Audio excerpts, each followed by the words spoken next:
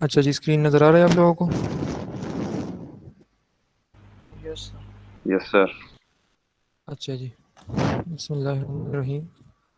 आज के लेक्चर में हम रनअप के बारे में पढ़ेंगे, रनअप के जो वेरियस पोर्शन है उसके बारे में, रनअप प्रोसेस के बारे में, सरफेस रनअप के बारे में, जो वेरियस फैक्टर्स है जो रनअप को इफेक्ट कर सकती है उनके बारे में, run up cycle, conditions of run up cycle, summary of rainfall, run up process, और दो तीन और चीज़ें भी है जो लास्ट में हम डिस्कस करेंगे।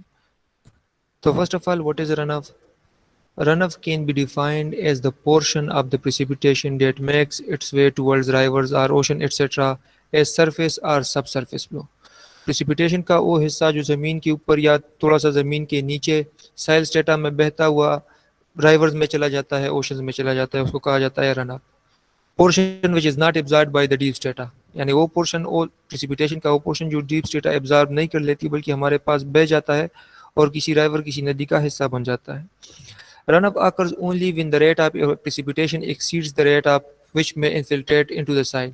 यानी आपके पास ये रनअप तभी जनरेट हो पाएगा जब नीचे जो रेट ऑफ इन्फिल्ट्रेशन है, अब रेट ऑफ इन्फिल्ट्रेशन जो है, रेट ऑफ इन्फिल्ट्रेशन जो है ये अगर ज़्यादा है प्रिसिपिटेशन के रेट से, ठीक है, रेट ऑफ प्रिसिपिटेशन से, तो मतलब कि जितना बारिश होगा उतना ही ज़मीन में इन्फिल्ट्रेट होगा। मतलब यहाँ पे रनअप हमारे पास होगा वो ज़ीरो होगा। रनअप हमारे पास तभी जनरेट हो सकेगा जब हमारे पास रेट ऑफ प्रिसिपिटेशन जो है ये ज़्यादा हो रेट ऑफ इन्फिल्ट्रेशन से।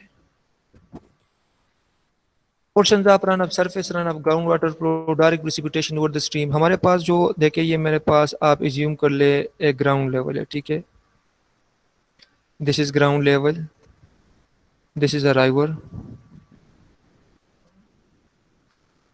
ठीक है, और ये मेरे पास इसके ऊपर जो है ये मेरे पास आ रही है प्रिसिपिटेशन। जाहिर सी बात है प्रिसिपिटेशन ड्राइवर के ऊपर भी होगा। ये मेरे पास हो गया प्रिसिपिटेशन, पी मीन्स प्रिसिपिटेशन, ठीक है। अब प्रिसिपिटेशन यहाँ पे होगा तो कुछ कुछ वाटर जो है वो ज़मीन एब्जॉर्ब करेगी, इन्फिल्ट्रेशन होगा हमारे पास, ठीक है, ज़मीन के अंदर इस तरह इन्फिल्ट्रेशन होगी हमारे पास। अच्छा, जब रेट इन्फिल्ट्रेशन हमारे पास पूरी हो जाए, साइल जो है ये सेचुरेट हो जाए, या हमारे पास जब rate of precipitation rate of infiltration से ज़्यादा हो, तो उस केस में हमारे पास रनअप भी जनरेट होगा, ठीक है। अब ये जो रनअप है ये सरफेस के ऊपर है, इसलिए इसको कहा जाता है सरफेस रनअप, सरफेस रनअप। कुछ पानी जो है ज़मीन साइल स्टेटा में भी बहता हुआ इसी तरह आगे जाके राइवर के साथ मिल जाएगा, राइवर का हिस्सा बन जाएगा। तो अब ज़मीन से कुछ ही डेप्थ के ऊपर जो है, लेस डेप्थ के ऊपर जो है, कम डेप्थ के ऊपर जो पानी आपके पास 2-3 घंटे, 8-10 घंटे या 3-4 दिन बाद जो है जाके राइवर का हिस्सा बन जाता है, ज़मीन में आहिस्ता आहिस्ता बहता हुआ, इसको कहा जाता है सब सरफेस फ्लो। क्योंकि ये सरफेस के नीचे है तो इसको कहा जाता है सब सरफेस फ्लो, सब सरफेस फ्लो। कुछ पानी जो हमारे पास इस तरह डीपली नीचे आ जाता है तो यहाँ पे डीपली भी ज़मीन के अंदर जो है इस तरह हमारे पास जो है फ्लो ऑफ वाटर होती है, ठीक है। जिस तरह कुएं से हम पानी निकालते हैं, जो वाटर टेबल हमें नज़र आता है, तो कुएं में जो पानी हम विड्रा कर लेते हैं तो बाकी पानी कहाँ से आता है, क्योंकि वेल में जो पानी का लेवल होता है वो तो बरकरार रहता है, तो इर्द गिर्द आता है वो। बेसिकली आपके पास वो पानी कौन सा पानी है, बेस फ्लो है आपके पास। तो बेस फ्लो मीन्स कि आपके पास प्रेसिपिटेशन का वो हिस्सा जो कई महीनों के बाद, ठीक है ना, आपके पास आज बारिश हुई, ठीक है, तो आहिस्ता आहिस्ता साइल में आपके पास ये जो वाटर है ये महीने भी ले सकते हैं, 3-4 महीने बाद जो है ये आके जाके जो है किसी पॉइंट के ऊपर जो है इस राइवर का हिस्सा बनेगा। तो इस पोर्शन को कहा जाता है बेस फ्लो। समझ आ गई है इन तीनों चीज़ों की, सरफेस रनअप की, सब सरफेस रनअप की और बेस फ्लो की? जी समझ आ गई है या नहीं? Yes sir. यस तो सर। समरी ये है कि रनअप हमारे पास सरफेस रनअप होगा जो डायरेक्टली हमारे पास जाके स्ट्रीम में बहेगा, स्ट्रीम का हिस्सा बनेगा। सब सरफेस कौन सा होगा, जो कुछ दिनों बाद ड्राइवर में जाएगा। बेस फ्लो कौन सा होगा, इसको महीने भी लिख सकते हैं, कई महीनों बाद जो है ये जाके ड्राइवर का हिस्सा बनेगा। और कुछ प्रिसिपिटेशन हमारे पास डायरेक्टली ड्राइवर के ऊपर भी होती है, direct precipitation over the river stream. इसको हम इग्नोर कर सकते हैं क्योंकि as compare to the other portion जो direct precipitation on the stream है वो बहुत कम है, नेग्लिजिबल है। Rainfall process. When rainfall occurs, a part of rainfall precipitation is intercepted by vegetation, जिसको हम interception कहते हैं। Some part is stored in depressions or the ground surface known as depression storage, क्योंकि ज़मीन के ऊपर जिस तरह जो छोटे छोटे डिप्रेशन होते हैं, कुछ पानी यहाँ पे स्टोर हो जाता है, इसको कहा जाता है depression storage. Which later infiltrates or evaporate, जब बाद में या तो ज़मीन में इनफिल्ट्रेट हो जाएगा या एवापोरेट हो जाएगा। Some part of rainfall is absorbed by the soil, the amount which depends upon the soil moisture condition at the time of percolation. कुछ रेनफॉल जो है आपके पास एब्जॉर्ब करेगी साइल, और जाहिर सी बात है उस साइल के मॉइस्चर कंडीशन के ऊपर भी डिपेंड करेगा, साइल की कैपेसिटी के ऊपर भी डिपेंड करेगा। Now if the rain continues further, the water starts infiltrating, percolating the water to the water table, and if the rate of rainfall or the rate at which the water is reaching the ground exceeds the infiltration rate, resulting the surface detention, this water flow over lands and giants, the rivers, lakes, streams, ocean, etc. is known as surface runoff. यानी आपके पास जब further rain होगा और जो rate of rainfall अब आपके पास rate of infiltration से ज़्यादा हो जाएगा, या आपके पास रेट ऑफ इन्फिल्ट्रेशन से अगर कम भी है लेकिन साइल ने इतना मॉइस्चर ऑब्जर्व कर लिया है कि वो अब और मॉइस्चर ऑब्जर्व नहीं कर सकती, वाटर की ऑब्जर्व नहीं कर सकती, तब आपके पास जो है पानी बहना शुरू हो जाएगा as a surface run off. One can say run off as surface run off. Generally जो है आपके पास रन ऑफ को या सरफेस रन ऑफ दोनों एक ही चीज़ है। अगर रन ऑफ का बोला जाए तो बेसिकली उसका मतलब ही सरफेस रन ऑफ होता है, उसको सरफेस रन ऑफ ही समझा जाता है। यानी इस सरफेस रन ऑफ में आपके पास बेस फ्लो जो है ये काउंटेड नहीं है, ठीक है, बेस फ्लो इसमें नहीं है क्योंकि सरफेस रन ऑफ तो जमीन के ऊपर ही है ना, तो इसलिए आपके पास जब रन ऑफ का वर्ड यूज होगा तो जेनेरिकली इसका मतलब होता है सरफेस रन ऑफ, इसमें आपके पास बेस फ्लो जो है ये इंक्लूडेड नहीं है। The surface run up is important for maximum flow. जाहिर सी बात है राइवर में जो मैक्सिमम फ्लो होगी वो हमारे पास किसी चीज की वजह से होगी, रन ऑफ की वजह से ही होगी, क्योंकि रन अप आगे जाके राइवर का हिस्सा बन रहा है। Where is the ground water flow is important for minimum flow. Minimum flow के लिए ग्राउंड वाटर फ्लो क्यों इंपॉर्टेंट है? देखिए हमारे पास जो है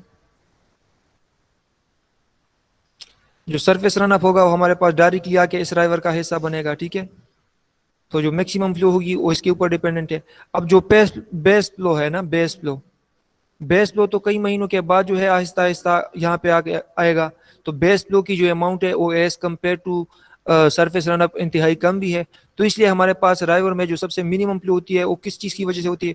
वो जो जिस सीजन में हमारे पास बारिश नहीं होती उस सीजन में राइवर में जो बहता हुआ पानी हमें नजर आता है वो किस चीज़ की वजह से? बेस फ्लो की वजह से, क्योंकि बेस फ्लो आहिस्ता आहिस्ता राइवर का हिस्सा बनता चला जाता है।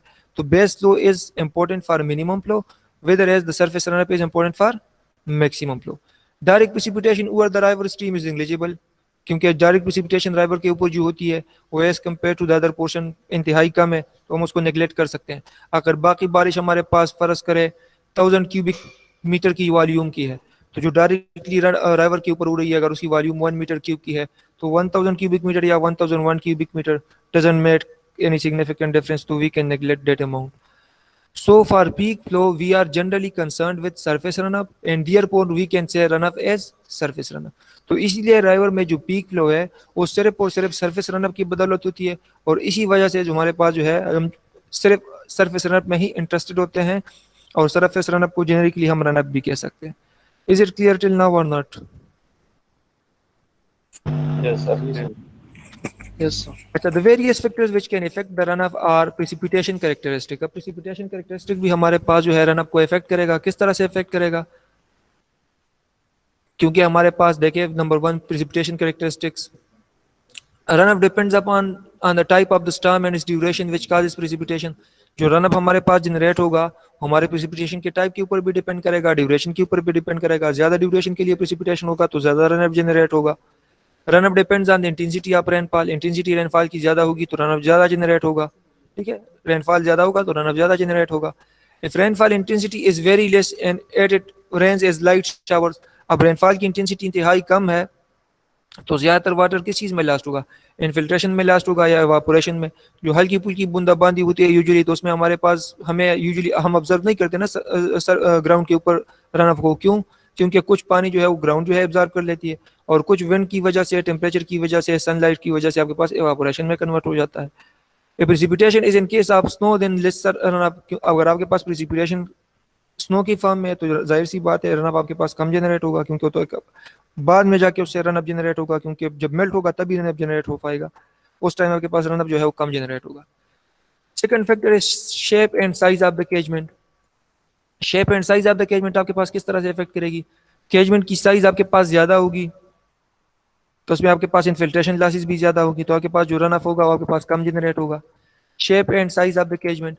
Runoff depends upon size, shape and location of the catchment. Generally, more rainfall or smaller area resulting in greater runoff.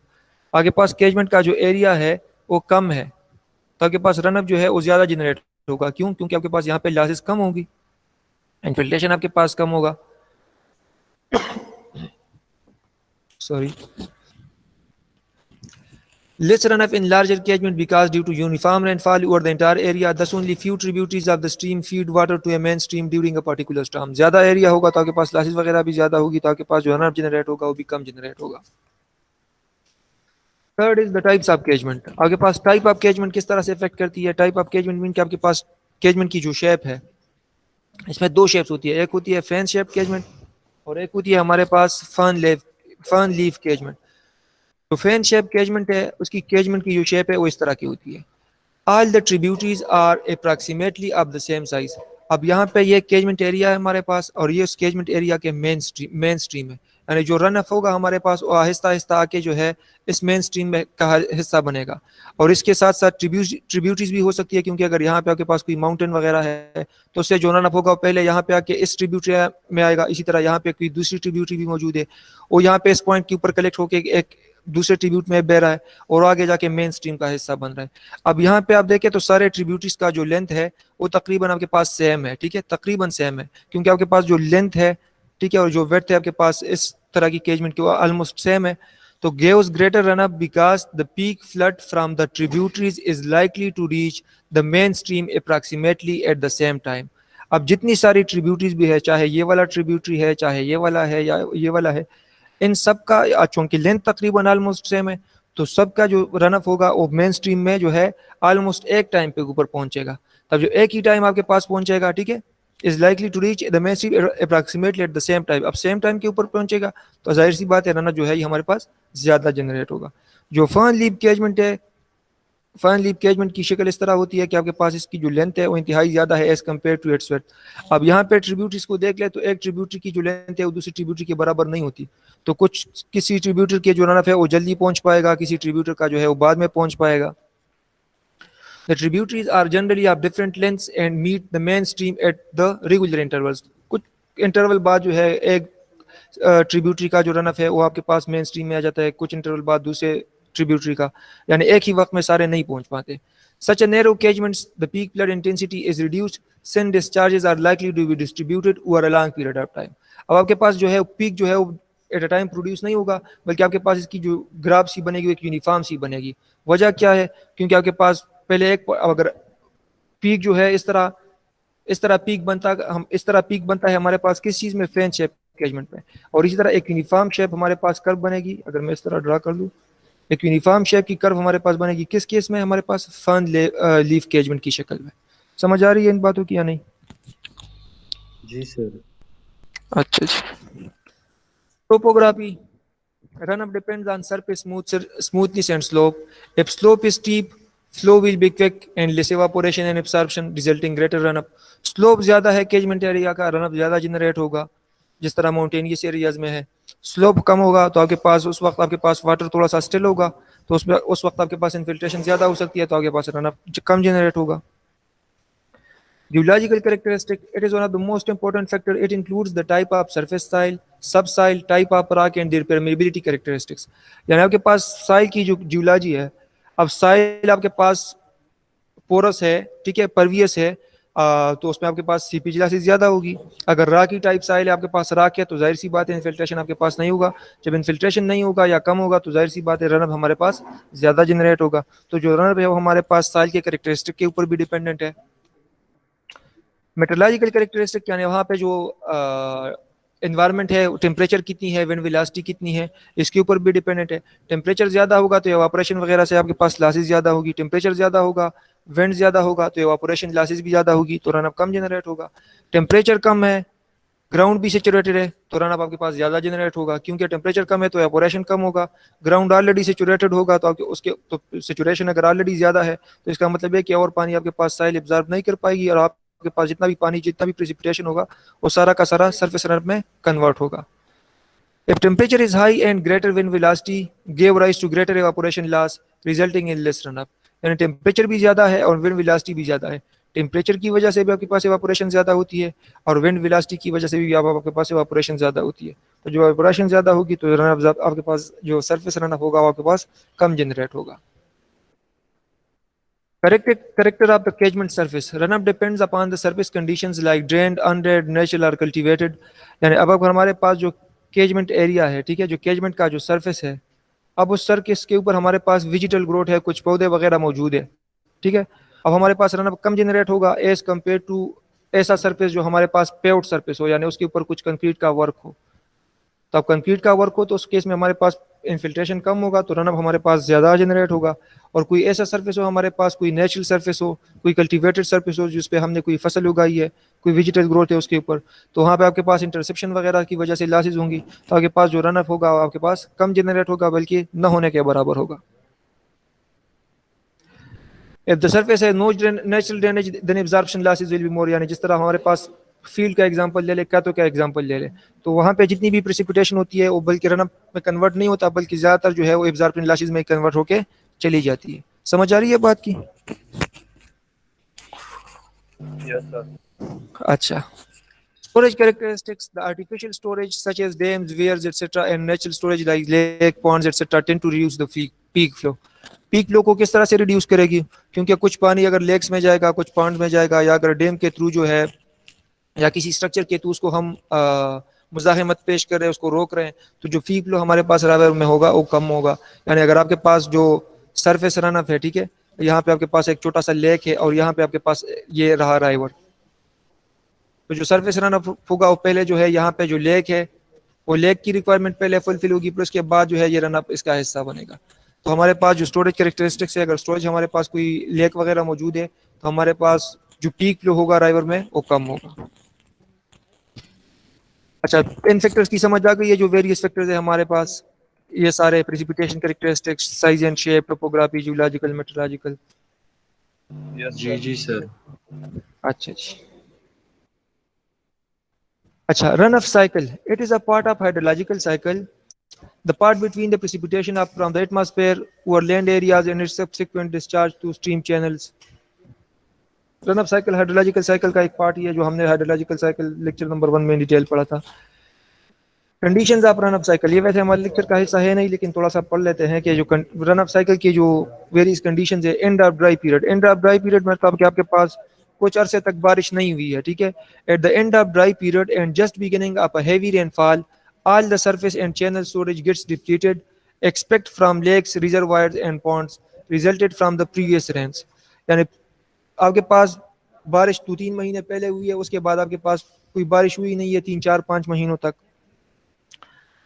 अब अगर आपके पास कोई और बारिश होगी तो उस बारिश से पहले पहले सारी चीज़ें जो है वो हमारे पास ड्राई हो चुकी होंगी, सिर्फ लेक्स रिजर्वायर में हमारे पास कुछ पानी जो है ये मौजूद होगा, और हमारे पास जो राइवर में जो वाटर टेबल होगा, ठीक है, वो भी सबसे मिनिमम होगा, सबसे कम होगा। और ये जो पानी राइवर में बहता हमें नजर आएगा, ये किस चीज की वजह से होती है? बेस फ्लो की वजह से होती है। तो these are the conditions at the end of dry period, यानी just before the start of a heavy rainfall. The only source of stream flow is the ground water flow entering the river channel, यानी जो ground water flow है हमारे पास, जो base flow है हमारे पास, सिर्फ वही जो है हमारे पास राइवर का हिस्सा बन रहा है, और राइवर में जो मिनिमम डिस्चार्ज हमें नजर आ रहा है उसका जो सोर्स है वो भी हमारे पास सिर्फ बेस फ्लो है। अब जैसे ही हमारे पास रेनफॉल शुरू होगा, जैसे ही हमारे पास जी ग्लेशियर से भी पानी आते हैं तो वो भी शामिल होता है, वो भी बिल्कुल, हाँ वो भी शामिल होता है आपके पास। इस तरह आपके पास जो है आप जो ड्रेन्स है हमारे कुछ विलेजेस के जो ड्रेन्स है वो भी डायरेक्टली जाके राइवर में बह जाती है, वो भी इसका थोड़ा सा हिस्सा बन जाता है। लेकिन अगर इन सब को हम इग्नोर कर ले, फॉर एग्जांपल अगर इन सब को हम इग्नोर कर ले, फिर भी राइवर में हमें कुछ पानी तो नजर आएगा बहता हुआ, तो असल में वो पानी कहाँ से आता है? बेस फ्लो की वजह से। समझ आ गई ये बात की? Yes sir. अच्छा, shortly after beginning of rainfall and before interception, depression and storage have been satisfied, the stream flow intercepted by vegetation and buildings cannot contribute to run-up। जाहिर सी बात है, जो इंटरसेप्शन लॉसेज है हमारे पास वो तो रन-अप में कंट्रीब्यूट नहीं कर सकती। इंटरसेप्शन लॉसेज कौन सी लॉसेज होती है? प्रेसिपिटेशन का वो हिस्सा जो जमीन तक नहीं पहुंच पाता, बल्कि आपके पास बिल्डिंग के छत या आपके पास जो पौधे हैं या जो दरख्त है उनके पत्ते जो रोक लेती है। दिस इंटरसेप्टेड वाटर जो है, ये इंटरसेप्टेड वाटर हमारे पास एटमॉस्फेयर में दोबारा चला जाता है इवापोरेशन के जरिए. At this stage, a part of precipitation falls directly on the stream, which gives an immediate increment to stream flow. अच्छा, जैसे ही हमारे पास रेनफॉल शुरू होता है तो जाहिर सी बात है, जैसे ही रेनफॉल शुरू होगा तो हमारे पास सरफेस रन अप जनरेट नहीं होगा कि वो जाके स्ट्रीम फ्लो की में हिस्सा बने.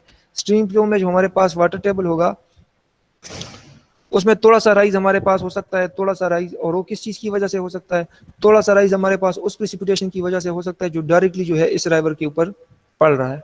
ठीक है. Near the end of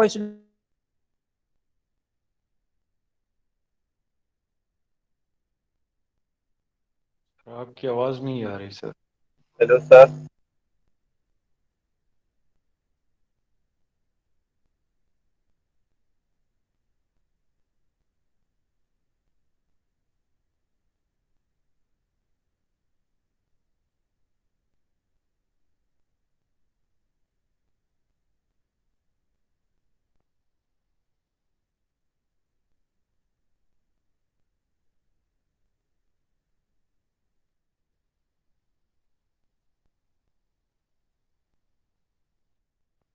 hello.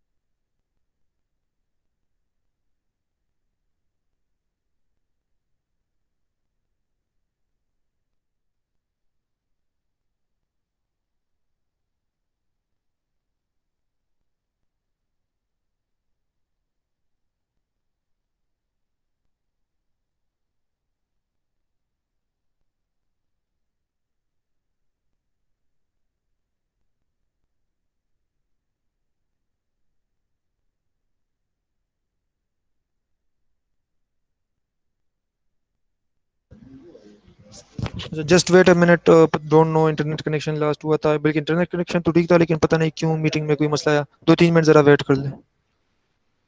Okay sir, no problem. Okay sir.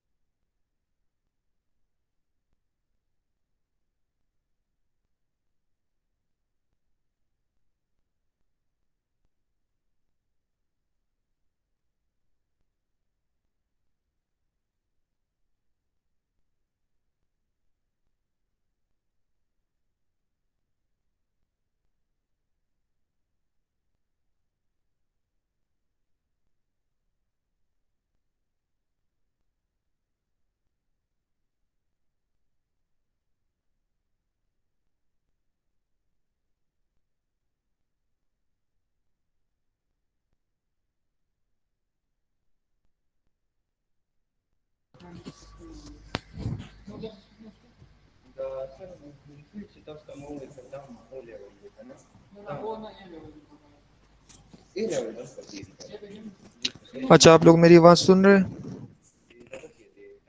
Yes. अच्छा, sorry for the interruption, don't know internet connection भी ठीक था, लेकिन पता नहीं क्यों मीटिंग का जो है वो ऑटोमेटिकली लीव हो चुका था। अच्छा, कहाँ तक आप लोगों ने सुना था मुझे, क्योंकि 2-3 मिनट बाद मैंने रियलाइज़ किया कि इस स्लाइड को शुरू करने से पहले। ये स्लाइड हुआ था discuss shortly after beginning of rainfall. Yes sir, ये हो गया। अच्छा, अब हमारे पास जैसे ही एक रेनफॉल जो है वो ख़त्म होगा, ठीक है, एक रेनफॉल आया हमारे पास, 2-3 घंटे तक हमारे पास रेनफॉल हुई। अब रेनफॉल जैसे ही ख़त्म होगा, तो रेनफॉल ख़त्म होने के बाद जो है उसके 2-3 घंटे बाद जो है, उसके 2-3 घंटे बाद जो है ये सारा पानी जो है, क्योंकि अगर ये मेरे पास एक कैचमेंट एरिया है और ये मेरे पास राइवर है, तो सारा जो रनअप होगा, ये सारा रनअप जो जब पहुंचेगा तो कितने इसके लिए कुछ वक्त रिक्वायर्ड होगा। तो बारिश के ख़त्म होने के बाद भी जो है पानी टाइम लेती है, कुछ घंटों बाद जो है वो जाके राइवर तक पहुंच पाती है, ठीक है। तो यानी राइवर में जो पीक फ्लो हमें मिलेगी, वो जो है हमें हमें क्या कुछ बारिश के ख़त्म होने के कुछ घंटों, 3-4 घंटे बाद जो है हमें पीक फ्लो मिलेगी। After many hours of heavy rainfall, virtually all depression storage and interception requirements gets filled up. The soil moisture deficiency, यानी हमारे पास जैसे ही हैवी रेनफॉल खत्म होगा उस वक्त तक हमारे पास इंटरसेप्शन लॉसेस भी पूरे हो चुके होंगे, डिप्रेशन स्टोरेज भी पूरा हो चुका होगा, साइल ने भी अच्छी खासी वाटर जो है ये एब्जॉर्ब की होगी, यानी उसकी सिचुएशन ज़्यादा हो चुकी होगी। अब हमारे पास जो बारिश होगा वो हमारे पास रनअप में कन्वर्ट होगा, और ये रनअप आगे जाके राइवर का हिस्सा बनेगा। राइवर में पीक फ्लो हमें कब मिलेगी? बारिश के खत्म होने के कई घंटों बाद। क्यों? क्योंकि उस पानी को कुछ अरसा, कुछ टाइम रिक्वायर्ड होगा राइवर तक पहुंचने में, ठीक है। समझ आ रही है बात की? अच्छा, after the end of Yes, sir. Rainfall, when rain and overland flow ceases, the stream flow consists of only base flow and channel storage. अब जब रेनफॉल खत्म होगा हमारे पास, तो जो ओवरलैंड फ्लो है हमारे पास, यानी हमारे पास जो सरफेस रनअप है वो स्टॉप हो जाएगा, और जो स्ट्रीम फ्लो होगा वो बाद में हमारे पास किसकी वजह से होगा? सिर्फ और सिर्फ बेस फ्लो की वजह से। और ऑलरेडी हमारे पास जो चैनल में ऑलरेडी जो पानी है, evaporation takes place quite from soil moisture, transpiration also takes place from vegetation cover, water from depression storage also contribute to infiltrate, also the gravity water still not drained up to the water table continues its downward journey to join water table। यानी बारिश के बाद आपके पास ये phenomena होती है, कुछ आपके पास फिर भी evaporation होती है क्योंकि साइल ने जो पानी एब्जॉर्ब किया होता है, कुछ evaporation आपके पास उससे होती है, आपके पास ट्रांसपिरेशन भी होगा क्योंकि आपके पास जो इंटरसेप्शन लॉसेस थी, पौधों के ऊपर जो पानी गिरा था, ट्रीज के ऊपर जो पानी गिरा था, बिल्डिंग के छतों के ऊपर जो पानी गिरा था, आपके पास बिल्डिंग के छतों से आपके पास इवापोरेशन होगा, आपके पास ट्रांसपिरेशन होगा पौधों से, दरख्तों से। जो डिप्रेशन स्टोरेज है, ज़मीन के ऊपर जो छोटे छोटे स्टोरेजेस है ज़मीन के, जो रफनेस है उसकी वजह से, वो उससे या तो एवापोरेशन होगी या उससे इन्फिल्ट्रेशन होगी। तो बेसिकली रनअप से पहले हमारे पास क्या था? रनअप से पहले हमारे पास था कि जो राइवर में हमारे पास जो फ्लो था वो सिर्फ बेस फ्लो उसको कंट्रीब्यूट कर रहा था। रनअप जैसे ही हमारे पास शुरू हुआ तो उसमें उस वक्त हमारे पास जो थोड़ा सा इंक्रीमेंटल फ्लो था वो किस चीज़ की वजह से था? वो हमारे पास था जो पानी डायरेक्टली जो है जो राइवर के ऊपर गिर जाता है। अब रेनफॉल जैसे ही खत्म हो जाता है तो उस वक्त तक हमारे पास राइवर में मैक्सिमम फ्लो अटेन हो जाती है। क्यों? क्योंकि सारा रनअप जो है वो ऑलमोस्ट राइवर तक पहुंच चुका होता है, और रेनफॉल के ख़त्म होने के बाद दोबारा जो है हमारे पास जो स्ट्रीम फ्लो है वो कम होने शुरू हो जाती है और वापस जो है उसी लेवल पे आ जाती है जिस तरह बारिश से पहले थी। This is the summary of rainfall run up process जो हमने डिस्कस कर दिया ऑलरेडी कि हमारे पास जब रेनफॉल शुरू होगा तो पहले क्या होगा? पहले आपके पास इंटरसेप्शन लॉसेस होगी, इन्फिल्ट्रेशन वगैरह होगा, डिप्रेशन स्टोरेज कंप्लीट होगा, फिर उसके बाद आपके पास जो है कुछ पानी जो है वो रनअप में कन्वर्ट हो जाएगा, जिसको हम सरफेस रनअप भी कह सकते हैं, डायरेक्ट रनअप भी कह सकते हैं, या सिर्फ रनअप भी कह सकते हैं, या इसको रेनफॉल एक्सिस भी कहा जाता है। रेनफॉल एक्सिस क्यों? क्योंकि ये असल में रेनफॉल का वो हिस्सा है जो आपके पास यानी एक्सिस है जिससे आपके पास रनअप जनरेट हो रहा है। तो ये सारे नाम जो है एक ही चीज़ की है, रनअप भी कह सकते हैं, सरफेस रनअप भी कह सकते हैं, डायरेक्ट रनअप भी कह सकते हैं, रेनफॉल एक्सिस भी कह सकते हैं, या एक्सिस रेनफॉल भी कह सकते हैं। तो जो एक्सिस रेनफॉल है हमारे पास बेसिकली ये क्या है? हमारे पास ये एक्सिस रेनफॉल हमारे पास बेसिकली है सरफेस रनअप। तो हमारे पास जो टोटल रेनफॉल होगा उस रेनफॉल से हमारे पास जो है लॉसेस हो जाएंगी, कौन से लॉसेस, ये बेसिन लॉसेस कौन सी लॉसेस होगी, जो इन्फिल्ट्रेशन वगैरह की वजह से होगी या डिप्रेशन स्टोरेज की वजह से होगी, ठीक है। तो ये सारे लॉसेस हमारे पास जो है, इससे जब हम सब्ट्रैक्ट कर लेंगे टोटल रेनफॉल से, तो उससे हमारे पास जो है एक्सेस रेनफॉल बच जाएगा। एक्सेस रेनफॉल कौन सा रेनफॉल होगा, वो रेनफॉल यानी जो हमारे पास जिससे रन अप जनरेट होगा। The sum total of initial basin loss and infiltration is called potential infiltration. Initial basin loss and infiltration, initial basin loss आपके पास यानी excess rainfall is total rainfall minus interception minus depression storage। तो ये depression storage infiltration को जो है इसको combinedly जो है बेसन इनिशियल बेसन रिचार्ज या इनिशियल बेसन लॉस भी कहा जाता है। तो ये इनिशियल बेसन लॉस बेसिकली इंटरसेप्शन और डिप्रेशन स्टेशन दोनों का कॉम्बिनेशन है। इंटरसेप्शन क्या था, जो हमारे पास वो पानी जो ज़मीन तक नहीं पहुंच पाता किसी मुज़ाहिमत की वजह से, और डिप्रेशन स्टोरेज ज़मीन के ऊपर जो छोटे छोटे स्टोरेज है ज़मीन की रफनेस की वजह से, जिसमें पानी जो है थोड़े टाइम के लिए स्टोर हो जाता है। तो इन दोनों को कम्बिनेशन को अब इनिशियल बेसन लॉस भी कहा जाता है।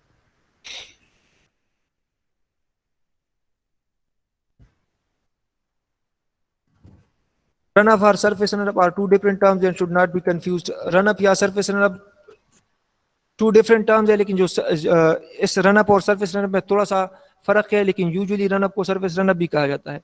थोड़ा सा फर्क इसमें क्या फर्क है, फर्क इसमें थोड़ा सा ये है कि हमारे पास ये प्रिसिपिटेशन हो रही है, ठीक है हमारे पास, अब बिल्कुल इसके ऊपर जो हमारे पास रनअप जनरेट हो रहा है इसको सरफेस रनअप कहा जाता है, और कुछ पानी जो ज़मीन के अंदर थोड़ा सा एब्जॉर्ब होने के बाद जो है ज़मीन के अंदर ही बहना शुरू हो जाती है राइवर तक पहुंचने में, जिसको इंटरफ्लो कहा जाता है या सब सरफेस फ्लो। तो बेसिकली जो रनअप है ये हमारे पास ये सरफेस रनअप या जो ये ग्राउंड वाटर फ्लो नहीं है, सॉरी, ये सिर्फ सरफेस सब सरफेस रनअप है या इंटरफ्लो जिसको हम कह सकते हैं। टोटल रनअप जो है ये हमारे पास इन सब का बराबर है, ठीक है। Total run up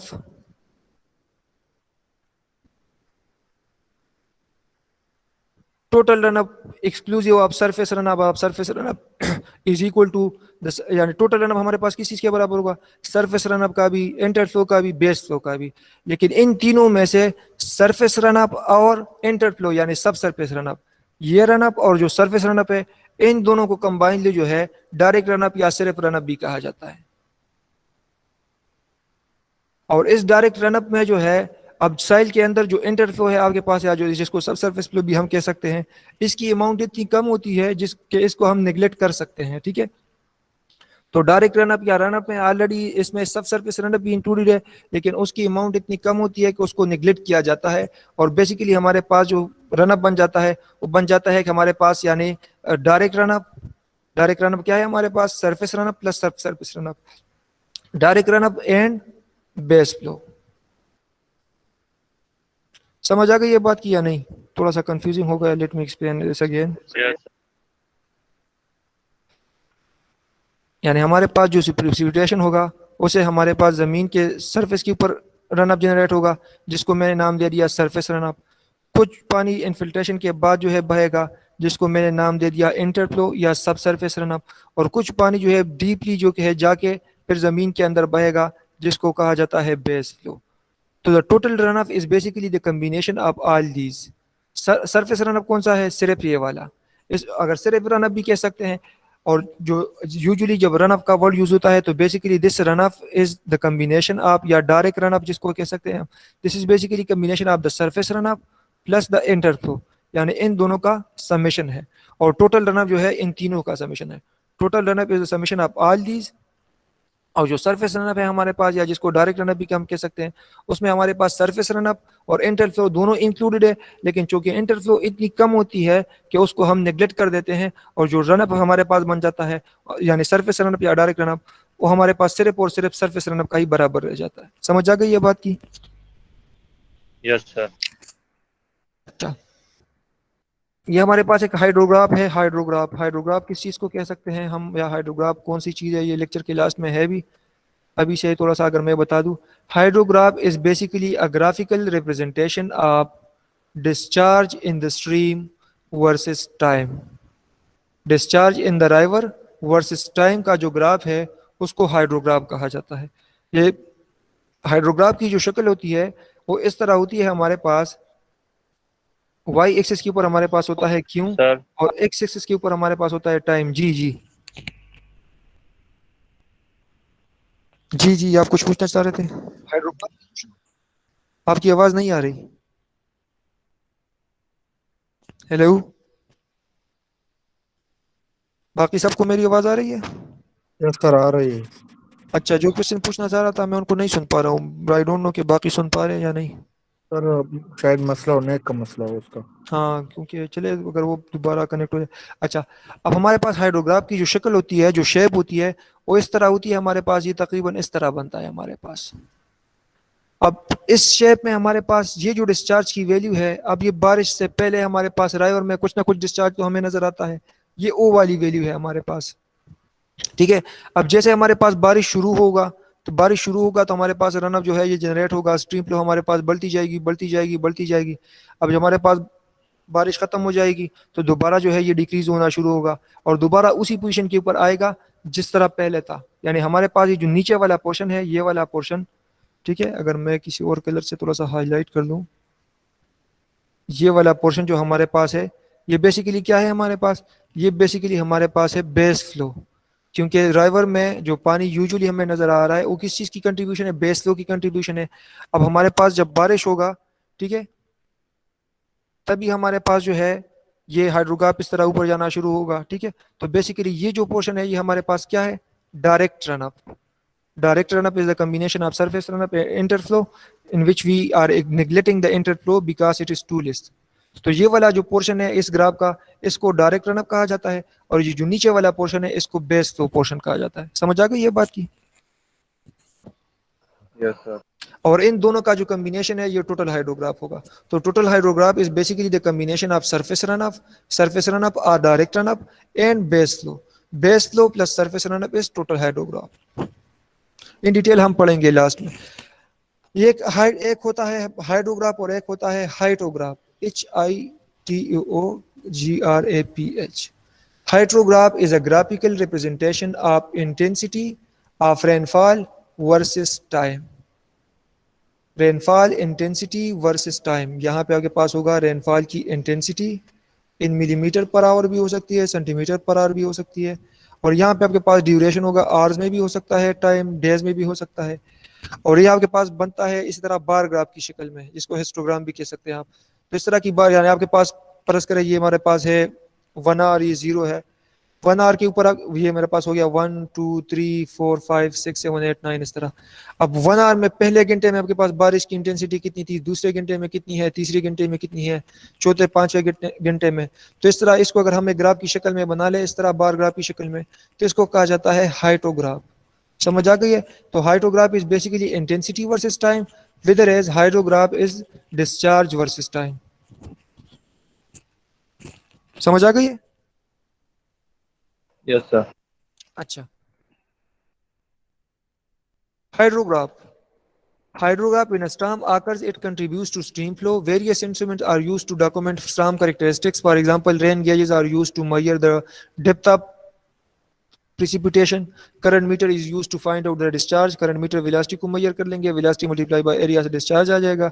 The data thus collected is analyzed for beneficial use. Beneficial use हमारे पास इस चीज़ को रिकॉर्ड करने की ज़रूरत क्यों है? क्योंकि अगर हम डिस्चार्ज को फाइंड कर सकेंगे तभी हमें अंदाज़ा होगा कि इस राइवर में हमारे पास जो फ्लो है वो कितनी है, आम हालात में इतनी कितनी फ्लो है, राइवर किसी स्टॉर्म की सूरत में, किसी प्रेसिपिटेशन की सूरत में हमारे पास कितनी फ्लो है। तो उस मैक्सिमम फ्लो को हम फाइंड कर सकते हैं। उसी मैक्सिमम फ्लो के बेस के ऊपर जो है हम अपने स्ट्रक्चर्स को डिजाइन कर सकते हैं ताकि उस मैक्सिमम फ्लो को जो है वो स्ट्रक्चर रेजिस्ट कर सके। The stream flow characteristics are analysed by what is called hydrograph analysis. तो जो स्ट्रीम फ्लो की कैरेक्टरिस्टिक है उसको हम किस चीज से एनालाइज करते हैं? हाइड्रोग्राफ की शक्ल में। हाइड्रोग्राफ हमारे पास क्या चीज है? Hydrograph is basically a graphical representation of any quantity. Generically hydrograph जो है, hydrograph is a graphical representation of any quantity versus time.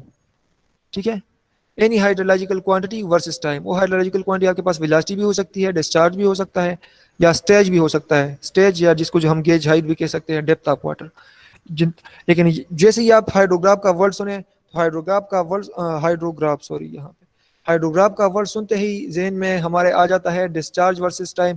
और ये एक जनरल सी बात है कि जब भी आप हाइड्रोग्राफ की देखने पे मिले तो बात हो रही है डिस्चार्ज वर्सेस टाइम की, लेकिन अगर स्पेसिफिकली हम इसको नाम दें तो जो डिस्चार्ज के लिए हाइड्रोग्राफ होगा उसको डिस्चार्ज हाइड्रोग्राफ कहा जाएगा, वेलोसिटी के लिए होगा तो वेलोसिटी हाइड्रोग्राफ कहा जाएगा, और डेप्थ के लिए होगा, स्टेज के लिए होगा तो स्टेज हाइड्रोग्राफ कहा जाएगा। लेकिन जनरली हाइड्रोग्राफ का लफ्ज सुनते ही हमारे जहन में आना चाहिए डिस्चार्ज वर्सेस टाइम, क्योंकि डिस्चार्ज वर्सेस टाइम को ही जनरली हाइड्रोग्राफ कहा जाता है। तो ये हो गया discharge hydrograph, stage hydrograph, velocity hydrograph. Discharge hydrograph is discharge versus time, Q versus T। Velocity stage hydrograph is depth versus T। Velocity hydrograph is velocity versus T। Effective rainfall all of the rain usually does not go into the stream, but a rainfall a certain part of which reaches the stream and causes rise in the stream flow, while the remaining part of the rain is accounted for in various precipitation losses. The portion of rainfall which contributes to the stream flow is called effective rainfall। ये एक और नाम हो गया। effective rainfall भी कह सकते हैं, rainfall excess भी कह सकते हैं, excess rainfall भी कह सकते हैं, direct run up भी कह सकते हैं, surface run up भी कह सकते हैं। तो इसमें से अगर कोई भी नाम आपके सामने आ जाए तो इसमें कंफ्यूज नहीं होना, सारे एक ही चीज़ की बात है। इफेक्टिव का लफ्ज़ ही जाहिर है कि रेनफॉल का वो हिस्सा जो इफेक्टिव हो किस चीज़ में, रन अप को जनरेट करने में। बेसन लेक और टाइम लेक, बेसन लेक और टाइम लेक हमारे पास क्या चीज़ है। अब ये देखिए, ये मेरे पास डिस्चार्ज और टाइम है।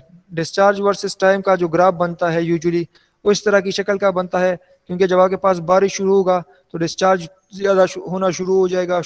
जब बारिश ख़त्म हो जाएगा पीक पर पहुंच जाएगा।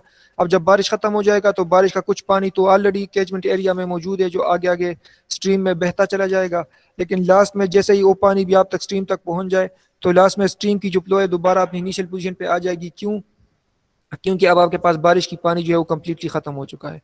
तो इसी तरह जनरली जो हाइड्रोग्राफ की शेप हमारे पास बनती है इस तरह की बनती है। अभी हमारे पास है हाइड्रोग्राफ, और यहाँ पे अगर इसके साथ में हाइड्रोग्राफ को भी प्लॉट कर लूँ, हाइड्रोग्राफ हमारे पास क्या चीज़ है। Hydrograph is basically intensity of rainfall versus time. तो अगर ये मैं इस तरह हाइड्रोग्राफ को यहाँ पे प्लॉट कर लूँ, ठीक है, ये मेरे पास हो गया हाइड्रोग्राफ। अब बारिश आपके पास 3-4 घंटों तक हो सकती है, ठीक है, ये मेरे पास हो गया परस करे 4 आवर तक मेरे पास हो गई बारिश। लेकिन जो डिस्चार्ज हमारे पास होगा, अब 4 घंटे के बारिश के बाद तो डायरेक्टली सारा पानी जो है वो नहीं पहुंच पाएगा ना स्ट्रीम तक, उसमें और भी कुछ टाइम रिक्वायर्ड होगा। तो 4 घंटे की बारिश हुई, हो सकता है वो पानी 6-8 घंटे ले यहाँ तक पहुंचने में। तो हाइड्रोग्राफ का जो टाइम होगा, जो ड्यूरेशन होगा, वो हमारे पास हाइड्रोग्राफ से क्या होगा, कम होगा। समझ आ रही है इस बात की? यस। हाइड्रोग्राफ का ड्यूरेशन हमारे पास हाइड्रोग्राफ से कम होगा। अब सेंटर ऑफ हाइड्रोग्राफ से centre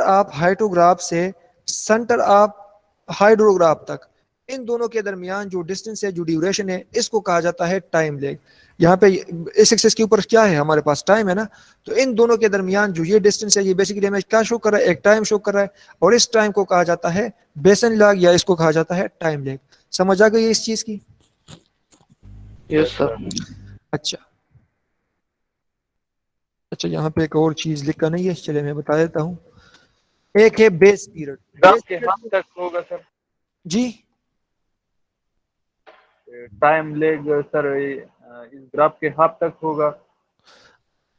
centre of mass from hydrograph to the centre of mass of hydrograph. Hydrograph का अब ये उसका पीक है ना, तो ये उसका सेंटर है, और हाइड्रोग्राफ का जो आपके पास सेंटर आएगा, वो चाहे जो भी पॉइंट आ रहा है, अगर ये वाला पॉइंट आ रहा है तो यहाँ से लेके यहाँ तक जो डिस्टेंस है, इसको कहा जाता है टाइम लेग या बेसन लेग। और एक है बेस पीरियड या जो टोटल पीरियड, वो आपके पास जो टोटल है ना, यहाँ से यहाँ तक की जो हाइड्रोग्राफ की जो टोटल ड्यूरेशन है, इसको कहा जाता है बेस पीरियड या बेस टाइम। ठीक है,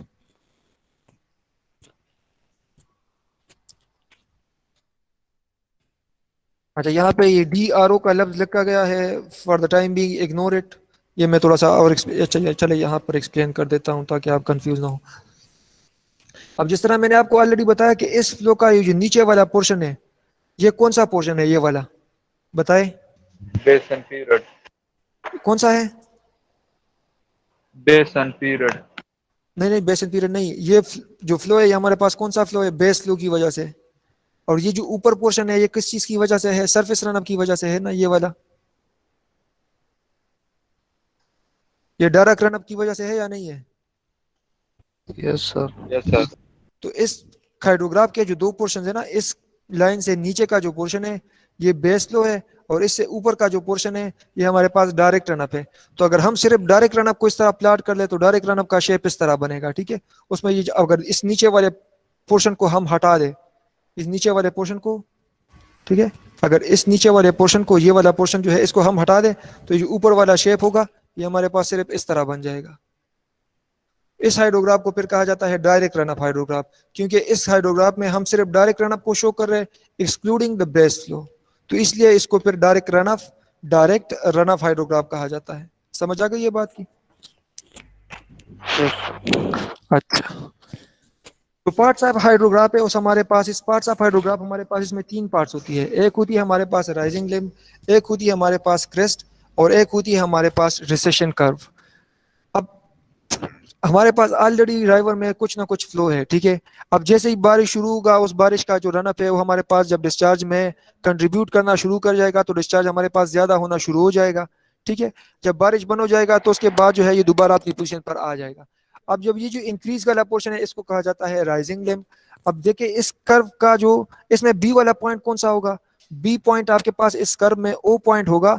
अब ये एक कर्व है ना, इस पॉइंट से जो है ये कर्व जो है शक्ल चेंज कर रही है।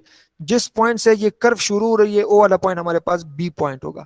अब यहाँ पे देखे, अब ये एक इस तरह की कर्व है और इस पॉइंट के बाद ये कर्व दोबारा इस तरह बन रही है, तो ये एक अलहदा पॉइंट होगा। फर्ज करे इसको मैं नाम दे दूं ई। जो सबसे पीक पॉइंट होगा उसको मैंने नाम दे दिया सी। अब ये जो कर्व है ये दोबारा जब यहाँ तक आ रही है, इस पॉइंट को जरा देख ले, इस पॉइंट से फिर जो है ये किस तरह की कर्व है और ये दूसरा कर्व इस तरह की है। इस पॉइंट के ऊपर भी कर्व जो है ये पोजीशन को चेंज कर रही है। अगर इसको मैं नाम दे दूं ई एफ, तो ये जो ई सी एफ वाला पोर्शन है, ई सी एफ, इसको कहा जाता है क्रेस्ट पोर्शन। यहाँ पे हमारे पास है पीक डिस्चार्ज। इस वाले लिम्ब को कहा जाता है राइजिंग लिम्ब। राइजिंग लिम्ब का हमारे पास क्यों जनरेट होगा? क्योंकि अब हमारे पास बारिश की वजह से डिस्चार्ज जो है ये बढ़ना शुरू हो जाता है। इसको कहा जाता है फॉलिंग लिम्ब या रिसेशन कर्व। फॉलिंग लिम्ब या रिसेशन कर्व क्यों कहा जाता है? क्योंकि अब आपके पास दोबारा जो है ये डिस्चार्ज कम होना शुरू हो जाएगा, क्योंकि अब बारिश खत्म हो चुकी है और जो थोड़ा बहुत पानी बचा है कैचमेंट एरिया में रनअप की सूरत में वो ड्राइवर में जाके बहेगा, तो उसकी वजह से आपके पास जो है ये ग्राफ इस तरह की शक्ल इख्तियार कर देगा। और फिर इसके पॉइंट के ऊपर इस यहाँ पे किसी पॉइंट के ऊपर जो है ये दोबारा जो है ये कर्व उसी बेस फ्लो में कन्वर्ट हो जाएगी। तो इस पॉइंट को हमने नाम दे दिया, चले यहाँ पे तो ई का नाम ऑलरेडी हमने यूज कर लिया है, इसको चले हमने नाम दे दिया जी पॉइंट। तो ये हमारे पास 3 पार्ट्स ऑफ हाइड्रोग्राफ है, राइजिंग लिम्ब, क्रेस्ट और फॉलिंग लिम्ब। इन तीनों की समझ आ गई है? Yes sir. अच्छा, a hydrograph consists of 3 parts: rising limb, crest or peak and falling limb।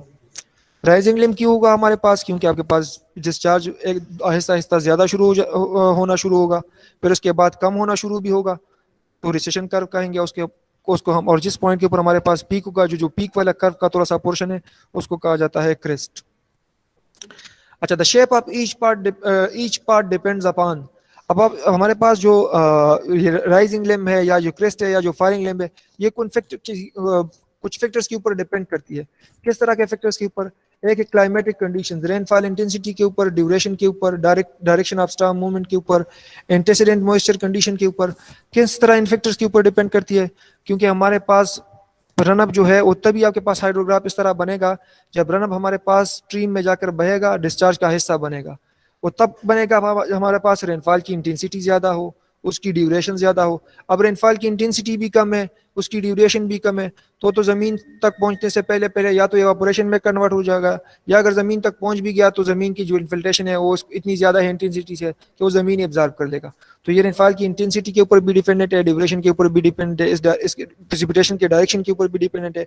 और ऑलरेडी साइल के जो मॉइस्चर कंडीशन है पहले से, इंटेंसिटी मींस पहले से जो मॉइस्चर कंडीशन है उसके ऊपर भी डिपेंडेंट है। अगर पहले से मॉइस्चर कंडीशन इस तरह है कि मुकम्मल तौर पर खुश्क साइल है और एक सैंडी साइल है आपके पास, सैंडी, तो अब सैंड में तो हमारे पास रनअप जनरेट नहीं होगा, क्योंकि सैंड तो एक परवियस मटेरियल है, पोरस मटेरियल है, पूरा का पूरा पानी जो है वो जल्दी से इन्फिल्ट्रेट हो जाएगा, हमारे पास रनअप जनरेट होगा ही नहीं। तो इसका मतलब है कि ये जो कर्व है हमारे पास इन फैक्टर्स के ऊपर डिपेंडेंट है।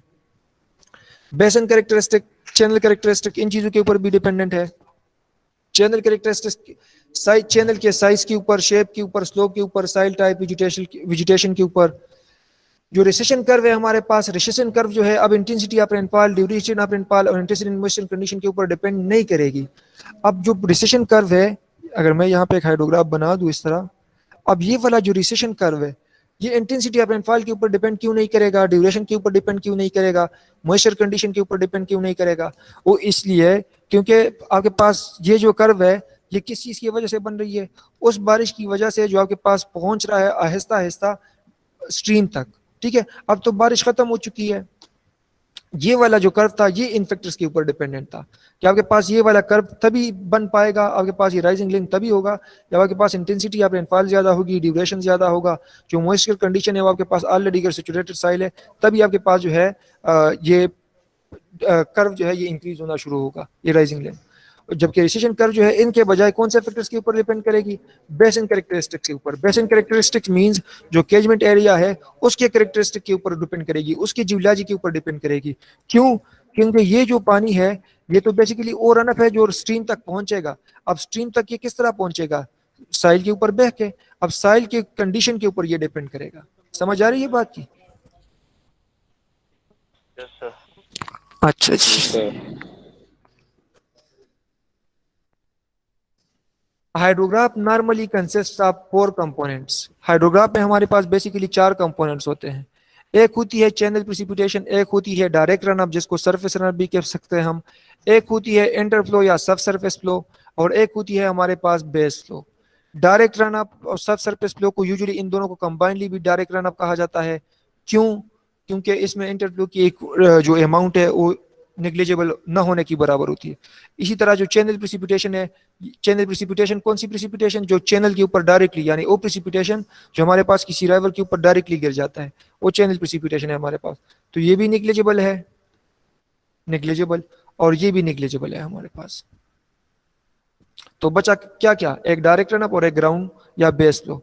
तो हमारे पास ये थोड़े छोटे छोटे से डिफिनीशन है इंटर फ्लो के या ग्राउंड वाटर फ्लो के, जिसको बेस फ्लो भी हम कह सकते हैं। ये ऑलरेडी हमने डिस्कस कर लिया है। चैनल प्रेसिपिटेशन और डायरेक्ट रनअप। चैनल प्रेसिपिटेशन क्या है? जो डायरेक्टली चैनल के ऊपर गिरेगा। अमाउंट कितनी है? कम है, नेग्लेक्ट कर सकते हैं। Direct run up surface run up. Enter flow surface से थोड़ा सा नीचे हमारे पास जो फ्लो होगा इसकी अमाउंट भी इंतहाई कम होती है, इसलिए इसको भी हम नेग्लेक्ट कर सकते हैं। और ग्राउंड वाटर फ्लो या बेस फ्लो जो 3-4-5 महीनों बाद जो है वो जाके आगे जाके राइवर का हिस्सा बनेगा। तो बेसिकली हाइड्रोग्राफ में हमारे पास दो क्या चीजें बची? हाइड्रोग्राफ में हमारे पास 2 ही चीजें हैं। एक क्या है? इस कर्व के जो नीचे वाला पोर्शन है, ये वाला पोर्शन जिसको हम बेस फ्लो कह सकते हैं, और एक ये वाला ऊपर वाला पोर्शन जिसको हम डायरेक्ट रन ऑफ कह सकते हैं। समझ आ रही है बात की? Yes sir. अच्छा अच्छा, मैं थोड़ा सा इसको क्लियर बना देता हूँ। देखिए ये मेरे पास है टाइम, ये मेरे पास है डिस्चार्ज, और ये मेरे पास आ गया हाइड्रोग्राफ। ठीक है, अब इस हाइड्रोग्राफ में मेरे पास 2 पोर्शंस है। इस लाइन से जो नीचे पोर्शन है ये मेरे पास आ गया बेस फ्लो, यानी राइवर्स में ऑलरेडी जो पानी बह रहा है वो किस चीज़ की वजह से बह? बेस फ्लो से। अब जब बारिश होगी तो ये थोड़ा थोड़ा सा इंक्रीज होना शुरू हो जाएगा। ठीक है, डिस्चार्ज थोड़ा थोड़ा इंक्रीज होना शुरू हो जाएगा। जब बारिश बंद हो जाएगी दोबारा कम होना शुरू होगा, दोबारा इनिशियल पॉइंट के ऊपर आ जाएगा। तो ये बेसिकली ये जो डिस्चार्ज ज्यादा हो रहा है ये किस चीज़ की वजह से हो रहा है? रन ऑफ की वजह से, सरफेस रन ऑफ की वजह से, या जिसको हम डायरेक्ट रन ऑफ भी कह सकते हैं, जिसको शॉर्टली रिप्रेजेंटेड किया जाता है DR से या DRO से, डायरेक्ट रन ऑफ। तो बेसिकली ये 2 कंपोनेंट्स हो गए हमारे पास, डायरेक्ट रन अप और एक हो गया हमारे पास बेस फ्लो। अब अगर आपसे कोई पूछे या एग्जाम में मैं पूछ दूं कि मुझे इस हाइड्रोग्राफ के इसको 2 हिस्सों में सेपरेट कर दो, बेस फ्लो सेपरेट चाहिए, direct run up surface separate चाहिए, या मैं कह दूं, या अगर आपसे मांगी जाए आगे जाके कोई आपसे पूछ ले कि इसमें बेस फ्लो को नेग्लेक्ट कर दो, सब्ट्रैक्ट कर दो, मुझे सिर्फ डायरेक्ट रन अप का हाइड्रोग्राफ बना कर दो, तो मेरे पास जो टोटल हाइड्रोग्राफ मौजूद है, ये तो मेरे पास टोटल हाइड्रोग्राफ मौजूद है ना, इस टोटल हाइड्रोग्राफ में से मैं डायरेक्ट रन अप हाइड्रोग्राफ को किस तरह से हासिल करूंगा? डायरेक्ट रन अप हाइड्रोग्राफ को मैं किस तरह से हासिल करूंगा? तो उसके लिए मेरे पास है वेरियस मेथड्स। कौन कौन से मेथड्स हैं? कहानी की समझ आ गई है? Yes sir. अच्छा, यानी मैं चाहता हूँ कि मैं डायरेक्ट रन अप को इससे एक्सट्रैक्ट कर लूँ। किस तरह करूंगा? जो पहला मेथड है मेरे पास वो है स्ट्रेट लाइन मेथड, दूसरा है फिक्स्ड बेसलाइन मेथड, तीसरा है वेरिएबल स्लोप मेथड। जो स्ट्रेट लाइन मेथड है, इस स्ट्रेट लाइन मेथड का जो प्रोसीजर है वो ये है कि इस पॉइंट ए को पॉइंट बी के साथ, पॉइंट ए कौन सा पॉइंट है? राइजिंग लिम्ब का स्टार्टिंग पॉइंट। पॉइंट बी कौन सा है? रिसेशन लिम्ब का लास्ट वाला पॉइंट। इन दोनों पॉइंट को एक हॉरिजॉन्टल स्ट्रेट लाइन के जरिए मैं मिला लूं तो इस हॉरिजॉन्टल स्ट्रेट लाइन के नीचे जो ये पोर्शन बच जाएगा, ये वाला, ये मेरे पास हो जाएगा बेस लो, और इसके ऊपर जो ये वाला पोर्शन होगा ये मेरे पास बन जाएगा डायरेक्ट रन अप। तो इसी तरह एक सिंपली स्ट्रेट हॉरिजॉन्टल लाइन के जरिए मैं इन दोनों को अलहदा कर सकता हूं। कर सकता हूं या नहीं? सेपरेट कर सकता हूं या नहीं? This is the least accurate method. सबसे क्रूड मेथड है, सबसे आसान मेथड है, लेकिन सबसे लीस्ट एक्यूरेट मेथड है। जो दूसरा मेथड है हमारे पास वो है फिक्स्ड बेस लेंथ मेथड। अब फिक्स्ड बेस लेंथ मेथड जो है, फिक्स्ड बेस लेंथ मेथड का जो प्रोसीजर है वो किस तरह है? फिक्स्ड बेस लेंथ मेथड का जो प्रोसीजर है वो इस तरह है कि हमारे पास जो स्टार्ट में ये जो छोटा सा कर्व है और इसके बाद जो ये राइजिंग लैम्प का कर्व है, अब ये जो कर्व है ये इस तरह आ रहा है और जो राइजिंग कर्व है वो कर्व इस तरह जा रही है। मतलब यहाँ पे इसमें एक पॉइंट है। यूजुअली इस पॉइंट को फाइंड करना बहुत मुश्किल होता है कि आपके पास ये वाला पॉइंट कौन सा है, यहाँ पे है या यहाँ पे है या यहाँ पे है। तो ये एक्सपर्टीज के ऊपर डिपेंडेंट है कि जो किसी बंदे की अगर 10-15 साल एक्सपीरियंस है तो आसानी से इस पॉइंट को पिक कर लेता है। अगर हमारी तरह कोई इनएक्सपर्ट बंदा हो तो उसके लिए थोड़ा सा डिफिकल्ट होता है। लेकिन ये वाला कौन सा पॉइंट है? राइजिंग कर्व का स्टार्टिंग पॉइंट। अब इस कर्व को, ये जो पुराना कर्व है, इस कर्व की डायरेक्शन किस तरह है? इस तरह। अब अगर इसको मैं इस तरह एक्सटेंड कर दूं, ठीक है, यहाँ पे देखें, इसको मैं इस तरह से एक्सटेंड कर दूं, समझ आ रही है बात की? अच्छा, अब यहाँ पे जो रिसेशन कर्व है, उस रिसेशन कर्व को देख ले। ये मेरे पास है रिसेशन कर्व और ये मेरे पास रिसेशन कर्व का लास्ट वाला पॉइंट है। ये रिसेशन कर्व है, इसके बाद ये दूसरा वाला कर्व जो पहले से ये वाला कर्व था ये शुरू हो रहा है, ठीक है। तो अब यहाँ पे ये वाला पॉइंट जो है, इस दोनों कर्व में ये वाला पॉइंट हासिल करना भी बड़ा मुश्किल काम है, क्योंकि यहाँ पे बाय ऑब्जर्वेशन आप किस तरह बता सकेंगे कि ये कौन सा पॉइंट है? तो इसके लिए एक आसान सा मेथड ये है, यहाँ पे इस फार्मूला, यहाँ पे स्क्वायर माइल लिखा गया है, लेकिन मुझे जो फार्मूला एग्जैक्टली याद है वो ये है कि n is equal to 0.83 into area power 0.2। 0.83 यहाँ पे एरिया जो है ये हम किलोमीटर स्क्वायर में यानी स्क्वायर किलोमीटर में पुट कर लेंगे। तो इससे हमारे पास इन क्या है? हमारे पास ड्यूरेशन है। इन हमारे पास आ जाएगी एक वैल्यू आ जाएगी length of time in days, ठीक है। इस फार्मूला में 0.83 मल्टीप्लाई बाई ए इंटू 0.2, इसमें जो ए की वैल्यू हमने पुट करनी होगी वो होगी किलोमीटर स्क्वायर में, ठीक है। इस वाला फार्मूला का मुझे कंफर्म नहीं है कि स्क्वायर वाइल में अगर हम पुट कर लेंगे तो ये वाला फार्मूला वैलिड है या नहीं है, लेकिन ये वाला फार्मूला याद रखें कि एरिया को हम स्क्वायर किलोमीटर में पुट कर देंगे और इससे हमारे पास इन की वैल्यू आ जाएगी। तो ये बेसिकली जो इन की वैल्यू है ये हमारे पास है ड्यूरेशन, ठीक है। तो ये इन की वैल्यू मेरे पास आ जाएगी, यहाँ से मेरे पास आ जाएगा। तो इन जहां पे भी आ गया हमारे पास, फर्ज करे मेरे पास इसकी वैल्यू आ रही है 7.8, ये वाला पॉइंट आ गया, तो इस वाले पॉइंट के ऊपर इस तरह चले जाएं तो ये मुझे पॉइंट सी मिल जाएगा। तो इस तरह मैं पॉइंट सी को ढूंढ सकता हूं, ठीक है। ये पॉइंट सी को ढूंढने के लिए एक आसान सा तरीका है। समझ आ रही है बात की? जी समझ आ रही है या नहीं? Yes sir. अच्छा, अब जो पॉइंट सी है, इस वाला ये जो कर्व है, इस वाले कर्व को अगर मैं थोड़ा सा एक्सटेंड कर दूं, ठीक है, यस सर। यस। इस वाले कर्व को भी मैं एक्सटेंड कर दूं, इस वाले कर्व को भी मैं एक्सटेंड कर दूं, और ये जो पीक है इस पीक पे मैं एक परफेक्टली वर्टिकल लाइन ड्रा कर दूं। अब ये जो तीनों लाइन जिस पॉइंट के ऊपर मिल रही है, ठीक है, ये तीनों लाइन जिस पॉइंट के ऊपर मिल रही है, ये वाला लाइन इस तरह आ गया, ये वाला लाइन मेरे पास इस तरह आ गया, और ये मेरा हो गया पीक फ्लो। अब ये मेरे पास एक लाइन बन गया है, ये एक लाइन बन गया है। अब इस लाइन के नीचे जो फ्लो है ये वाला, ये मेरे पास हो गया है बेस फ्लो, और इसके ऊपर जो पोर्शन है ये मेरे पास बन गया है डायरेक्ट रन अप। तो इस तरह इस मेथड के थ्रू भी जो है हम हाइड्रोग्राफ को सेपरेट कर सकते हैं। तो ये वाला थोड़ा सा एक्यूरेट मेथड है as compare to straight line method, लेकिन थोड़ा सा मुश्किल भी है। समझ आ रही है बात की? अच्छा, जो तीसरा मेथड है हमारे पास वो है variable slope method. Variable slope method है, उस वेरिएबल स्लोप मेथड में जो है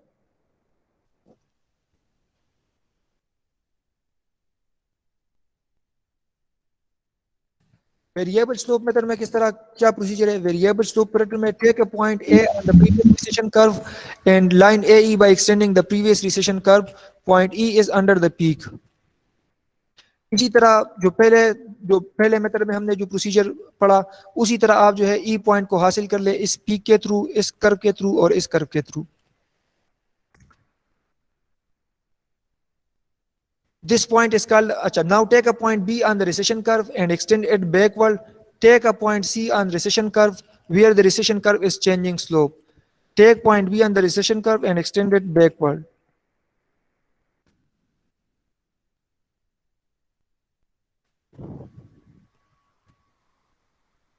अच्छा, इस मेथड में इस तरह किया जाता है कि ये वाला पॉइंट जिस तरह प्रीवियस मेथड में हमने पढ़ा कि प्रीवियस मेथड में हम किस तरह से इस पॉइंट को हासिल कर सकते हैं, तो उसी तरह ये वाला पॉइंट हासिल कर लेंगे। इस पॉइंट में, इस मेथड में जो पॉइंट ऑफ इन्फ्लेक्शन है, पॉइंट ऑफ इन्फ्लेक्शन कौन सा पॉइंट होता है? पॉइंट ऑफ इन्फ्लेक्शन जो क्रेस्ट का जो सबसे लास्ट वाला पॉइंट होता है, सी पॉइंट, ठीक है। उस सी पॉइंट के ऊपर भी एक वर्टिकल लाइन हम ड्रा कर लेते हैं, और ये जो रिसेशन कर्व है, ये कर्व इसके साथ भी हम मिला लेते हैं, तो हमें एक और पॉइंट मिल जाता है डी पॉइंट। इस डी पॉइंट की समझ आ गई है कि इसे हम किस तरह हासिल करेंगे? ये इस तरह हासिल करेंगे कि हमारे पास जो क्रेस्ट पोर्शन है, क्रेस्ट का जो लास्ट वाला पोर्शन है, पॉइंट है, उस पॉइंट से एक वर्टिकल लाइन ड्रा करेंगे और इसके साथ ये जो कर्व है ये एक्सटेंड करके, इसकी एक लाइन एक्सटेंड करके इसके साथ मिला लेंगे, तो ये वाला पॉइंट हमारे पास मिल जाएगा।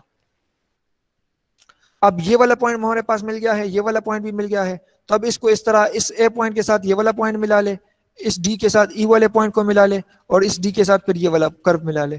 तो अब इसके नीचे जो ये वाला पोर्शन है, ये, ठीक है, ये मेरे पास बन जाएगा बेस फ्लो, और ये इसके ऊपर जो पोर्शन है, ये वाला जो पोर्शन है, ये वाला, इस तरह ये मेरे पास बन जाएगा डायरेक्ट रन ऑफ। समझ आ गई ये बात की?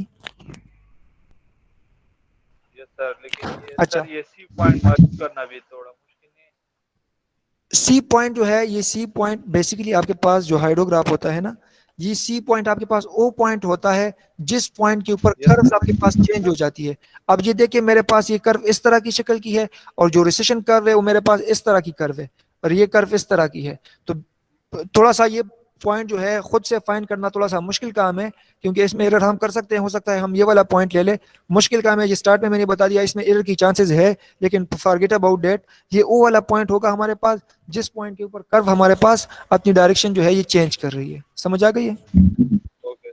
अच्छा, अब सबसे आसान मेथड जो था वो हमारे पास था स्ट्रेट लाइन मेथड, लेकिन ये वाला मेथड हमारे पास अगर सबसे आसान है तो इस मेथड को हम यूज क्यों नहीं कर रहे? उसकी वजह ये है, देखिए, अगर हम इस तरह यहाँ पे एक स्ट्रेट लाइन को ड्रा कर ले, तो इसका मतलब ये है कि यहाँ पे जो बेस फ्लो है, जो क्यू है बेस फ्लो, ये हमारे पास हो गई है कांस्टेंट।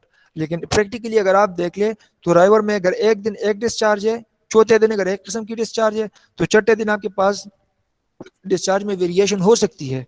तो इसका मतलब ये कि बेस फ्लो में आपके पास वेरिएशन पॉसिबल है, क्योंकि हो सकता है एक दिन आपके पास जो बेस फ्लो आ रही है जमीन से राइवर तक वो कम हो सकता है दूसरे दिन ज्यादा हो। तो इसका मतलब ये कि बेस फ्लो में हमारे पास वेरिएशन हो सकती है, जबकि यहाँ पे हम उसको हॉरिजॉन्टल कंसीडर करें, तो मतलब ये कि उसमें हम एरर खुद से जो है ये इंक्लूड करें।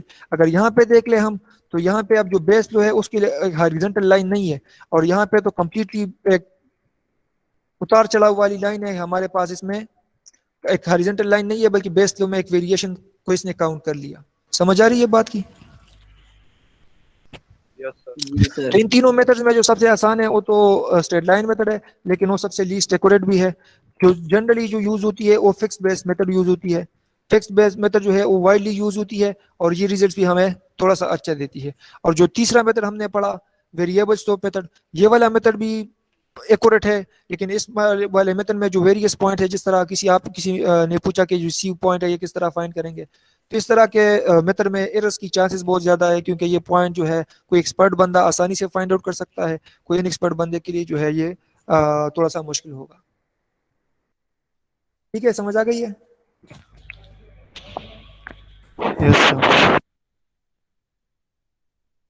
अच्छा, हाइड्रोग्राफ की शेप जो है वो हमारे पास कौन कौन से फैक्टर जो है ये इफेक्ट कर सकती है? तो स्टॉर्म के कैरेक्टरिस्टिक्स यानी प्रेसिपिटेशन के कैरेक्टरिस्टिक भी हमारे पास हाइड्रोग्राफ की शक्ल को इफेक्ट कर सकती हैं। जाहिर सी बात है, इंटेंसिटी ऑफ रेनफॉल के ऊपर हाइड्रोग्राफ की शक्ल डिपेंडेंट होगी। इंटेंसिटी ऑफ रेनफॉल ज्यादा होगा तो इस तरह कर्व भी का जो पीक है वो भी जल्दी अटेन होगा। इंटेंसिटी ऑफ रेनफॉल आपके पास कम होगा तो आपके पास जो हाइड्रोग्राफ होगा वो इस तरह का बनने गया एक यूनिफॉर्म सा हाइड्रोग्राफ बन जाएगा, इसमें कोई पीक आपको नहीं मिलेगी, क्योंकि इंटेंसिटी ऑफ रेनफॉल इंतहाई कम है, आहिस्ता आहिस्ता आहिस्ता आहिस्ता आपके पास इसका ग्राफ बनता चला जाएगा। ड्यूरेशन ऑफ रेनफॉल के ऊपर भी डिपेंडेंट है। शॉर्ट टर्म के लिए अगर छोटे से वक्त के लिए बारिश होगा तो इस तरह का एक हाइड्रोग्राफ आपके पास मिल जाएगा, अगर ज्यादा वक्त के लिए आपके पास बारिश होगा तो आपके पास एक इस तरह का हाइड्रोग्राफ आपके पास बनता चला जाएगा। ठीक है, तो ड्यूरेशन के ऊपर भी डिपेंडेंट है। वेदर कंडीशंस के ऊपर भी डिपेंडेंट है कि आपके पास वेदर कंडीशन कौन सी है, टेम्परेचर कितना है, विंड कितना है, ह्यूमिडिटी कितनी है। केजमेंट के ऊपर भी डिपेंडेंट है कि केजमेंट की साइज कितनी है, साइज कम है तो रन ज्यादा जनरेट होगा। शेप के ऊपर भी डिपेंडेंट है कि उस केजमेंट की शेप किस तरह है, फैन शेप केजमेंट है या फैन लीप केजमेंट है। उस केजमेंट के एलिवेशन के ऊपर भी डिपेंडेंट है, क्योंकि अगर केजमेंट जो है वो मीन सी लेवल से ज्यादा एलिवेशन के ऊपर है, जिस तरह नार्दर्न एरियाज में है, तो वहाँ पे तो प्रिसिपिटेशन हमारे पास यूजुअली स्नो के फॉर्म में होती है, तो वहाँ पे हमारे पास रन अप जो है वो इंतहाई कम जनरेट होगा। तो हाइड्रोग्राफ की शक्ल हमारे पास जो है इस चीज़ के ऊपर भी डिपेंडेंट है कि उसकी एलिवेशन कितनी है। केजमेंट के स्लोप के ऊपर भी डिपेंडेंट है। परस करे एक केजमेंट एरिया मेरे पास इस तरह की है जिसकी स्लोप इस तरह की है, और दूसरा एक केजमेंट एरिया है जिसकी स्लोप कम है। अब इस केस में हमारे पास रन अप ज्यादा जनरेट होगा, इस केस में हमारे पास रन अप जो है ये कम जनरेट होगा। तो स्लोप के ऊपर भी डिपेंडेंट है। समझ आ रही है बातों की या नहीं? यस सर, बिल्कुल। So these are the various factors which can affect the shape of the hydrograph, and these are discussed one by one here, जिस तरह मैंने आपको बता दिया कि ड्यूरेशन ऑफ रेनफॉल ज्यादा होगा। अच्छा, यहाँ पे एक और चीज ड्यूरेशन ऑफ रेनफॉल में है, चलो ये मैं बता देता हूँ। The duration of rainfall is important if it is greater than the time of concentration. In such a situation, if rainfall of certain intensity occurs uniformly, the whole of the catchment area is contributing runoff at the gauging station and the hydrograph attains its high peak. इस paragraph की summary ये है, इसमें यहाँ पे एक लफ्ज लिखा गया है time of concentration. What is time of concentration? Hydrology के सबसे पहले क्लास में ये मैंने बताया था आप लोगों को, अगर आप लोगों को याद है। ऑन कैंपस हमारा क्लास हुआ था जिसमें मैंने आप लोगों को बताया था टाइम ऑफ कंसंट्रेशन। अतीक आप मौजूद थे उस क्लास में, बताया what is time of concentration.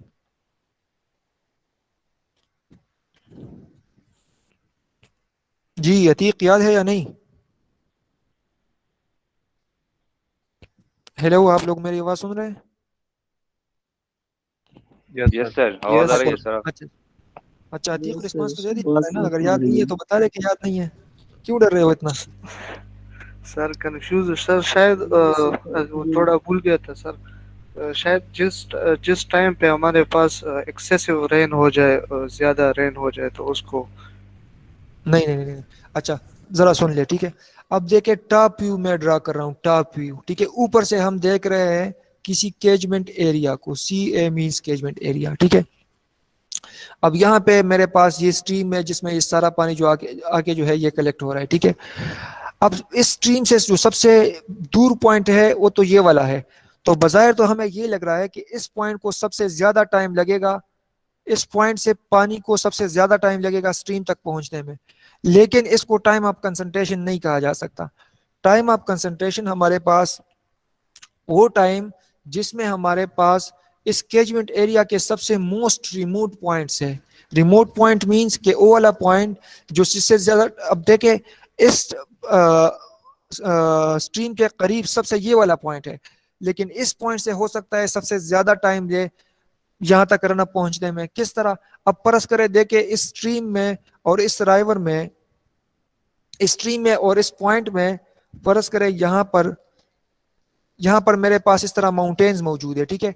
अब यहाँ पर माउंटेन्स मौजूद है तो इन माउंटेन्स का तो जो रन अप होगा उस डायरेक्शन में इस तरह बहेगा, ठीक है। अब यहाँ पे भी आपके पास कुछ माउंटेन्स मौजूद है तो इस तरह बहेगा, तो ये इस तरह का एक डायरेक्शन इख्तियार करके आएगा, तो यानी मतलब ये एक दूर रास्ते से आ रहा है। तो इस पॉइंट से ये जो टाइम आपके पास ले रहा है ये पानी यहाँ तक पहुंचने में, इस टाइम को कहा जाता है टाइम ऑफ कंसंट्रेशन। कहानी की समझ आ गई है?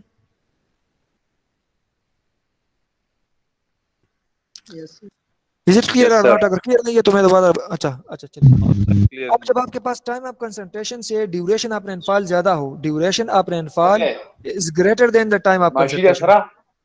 माइक्रोफोन को ऑफ कर ले। Duration of rainfall is greater than the time of concentration. Microphone को जरा ऑफ कर ले, किसी ने ऑन किया हुआ है।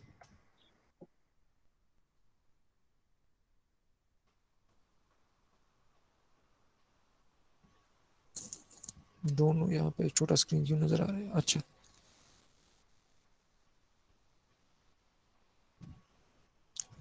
अब जब duration of rainfall time of concentration से ज़्यादा होगा, तो टाइम ऑफ कंसंट्रेशन मतलब ही कि सबसे दूर पॉइंट से, सबसे रिमोट पॉइंट से आपके पास पानी जो है ये पहुंच जाएगा स्ट्रीम तक।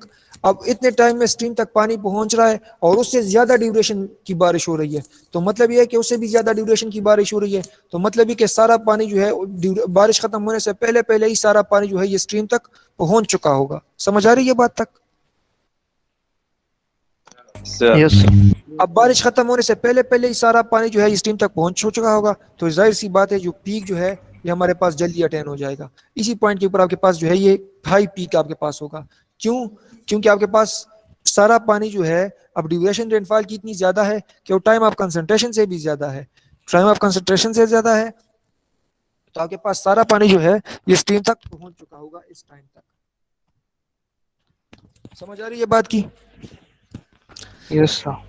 अच्छा, इसके बाद weather, size of catchment, shape of catchment, elevation of catchment और स्लोप ऑफ कैचमेंट, ये सारे हमने डिस्कस कर लिए कि किस तरह स्लोप आपके पास इफेक्ट कर सकती हैं, किस तरह एलिवेशन ज्यादा होगा तो आपके पास प्रेसिपिटेशन स्नो के फॉर्म में होगी तो आपके पास रन अप जो है कम जनरेट होगा।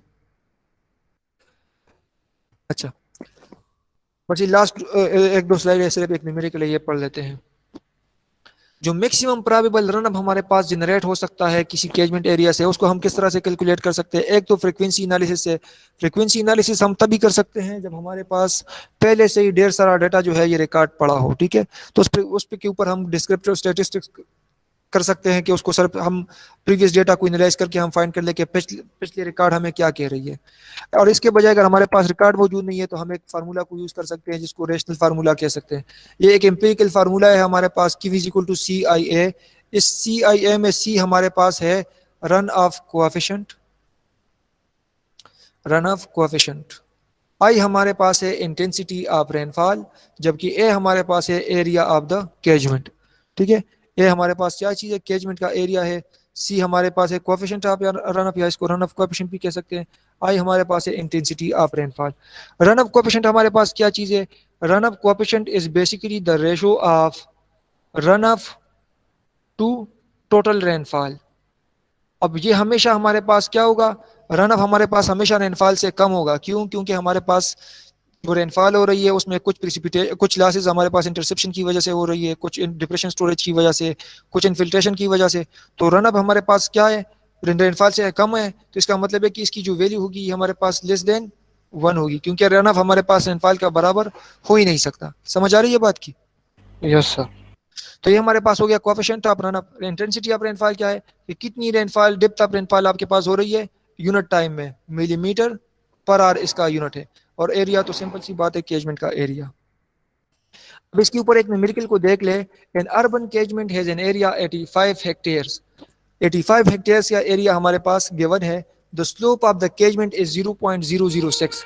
हमारे पास जो कैचमेंट है वो मुकम्मल तौर पर, यानी जो कैचमेंट एरिया हमारे पास गिवन है उसकी जो स्लोप है हॉरिजॉन्टल के साथ, तो हमारे पास है 0.006 यानी 0.6%, अगर हम परसेंट में कन्वर्ट कर लें।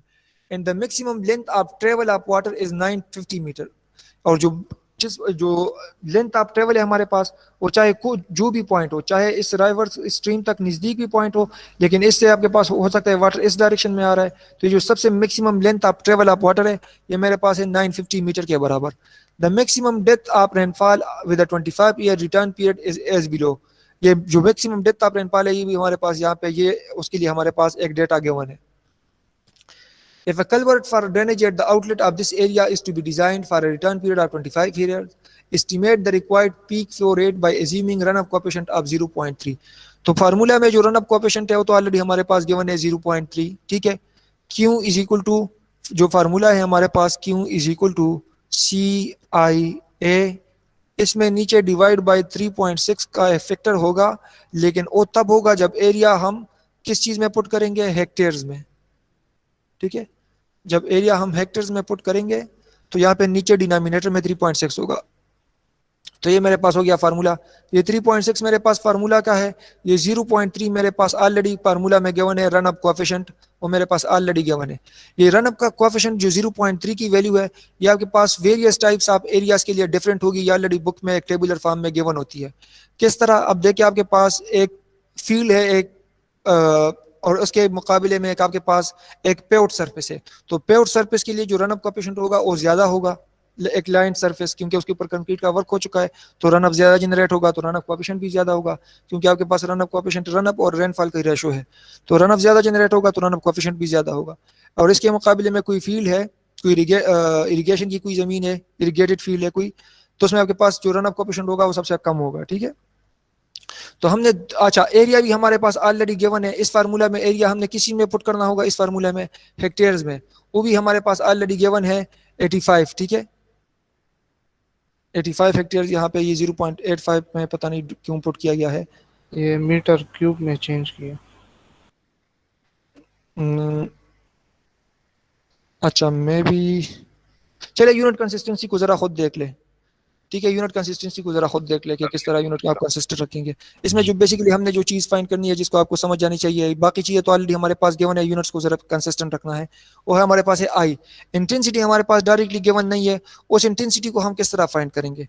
तो intensity of rainfall is basically intensity is depth by time millimetre पर आर है। ठीक है, अब इसमें ये टी कौन सा टी है?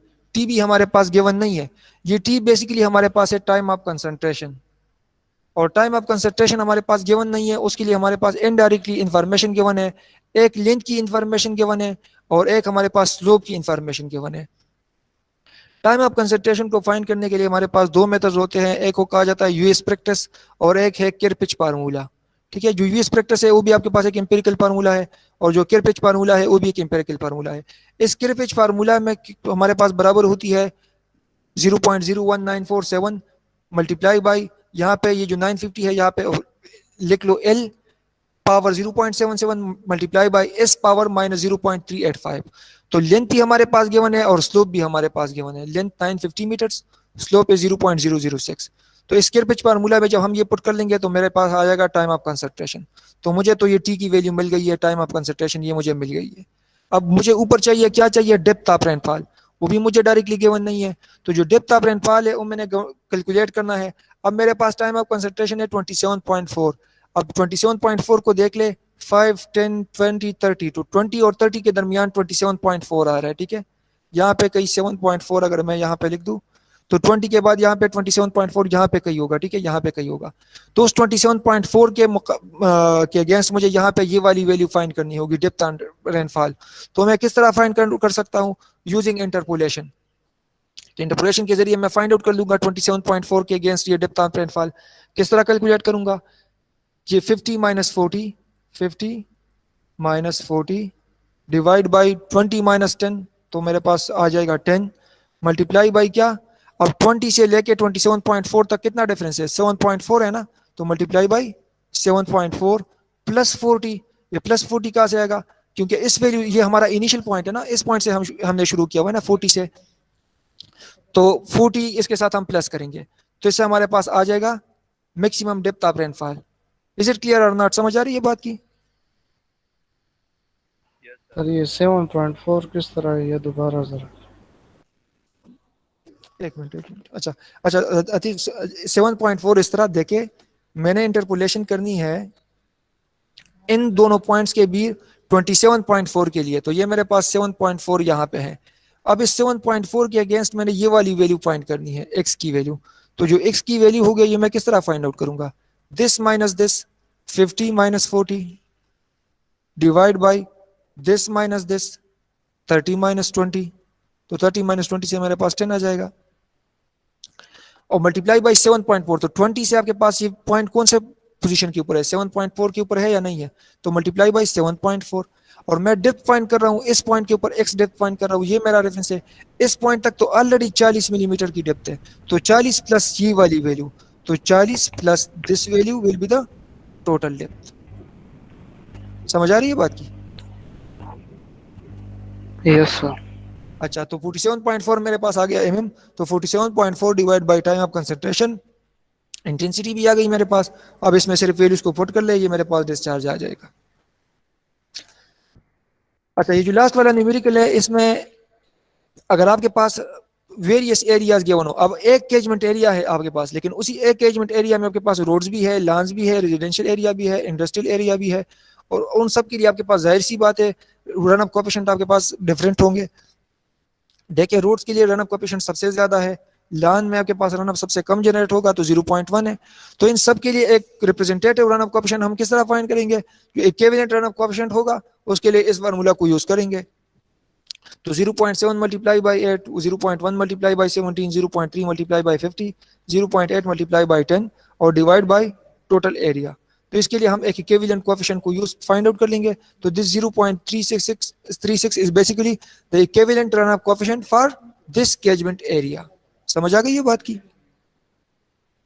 Yes sir. यानी अगर आपके पास एक ही कैचमेंट एरिया के लिए 3-4 रन अप कोएफिशिएंट्स गिवन हो तो उसके लिए आपने एक इक्विवेलेंट रन अप कोएफिशिएंट को फाइंड करना होगा, जिसको फिर आप इस फार्मूला में यूज करेंगे। तो उस इक्विवेलेंट रन अप कोएफिशिएंट को फाइंड करने के लिए आपके पास ये फार्मूला होगा। क्लियर है? Yes sir. अच्छा, if you have any question till now you can ask.